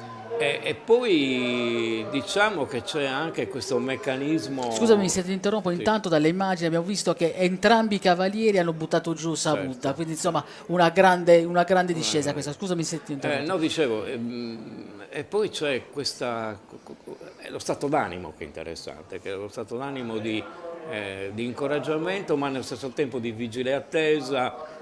Insomma, da quello che mi raccontava mio padre, ai suoi tempi le donne mica venivano a Zagarrelenanti, se ne rimanevano a casa perché ne avevano terrore, avevano paura che i propri cari si facessero male. L'altra cosa è che, e adesso è abbastanza cambiato, che quando le persone si sposavano non partecipavano più a Zagarrela. Si interrompeva perché era un fatto puramente giovanile o di persone non ammogliate. Quindi le persone più coinvolte dal punto di vista, cioè, le donne più coinvolte erano le sorelle, le madri e eventualmente anche le fidanzate. Ma non mai le mogli, per una semplice ragione, perché una volta che ti sposavi, anzi costituiva un fatto di come dire, non era bello. Ecco, il tuo ricordo da ragazzo, da bambino, di una giornata delle 4, delle 5 del Zagarrela, qual è il tuo ricordo? Che cosa ti è rimasto più impresso di quei giorni e come è cambiato magari oggi per un ragazzo lussurgese, un bambino lussurgese? Sì, io ricordo, insomma, la prima volta in cui sono venuto qui, sono venuto a vederle, l'ho visto con mio padre. Forse il ricordo il ricordo più vivo che ho è che io che sto sulle sue spalle, a cavalcioni sulle sue spalle, mentre vedevo. Quindi forse questo è il ricordo più vecchio. Poi piano piano è naturale che da ragazzino poi venivi anche per fatti tuoi e allora ancora eri troppo piccolo per metterti in Siscapadurdu, che è il luogo più interessante per chi si occupa, per cui normalmente o era San Sebastiano oppure alla fine della corsa. Poi come cresci e hai anche una maggior familiarità col luogo, il punto è sicuramente Siscapadurdu, non per altro, perché è il luogo dove apprendevi di più.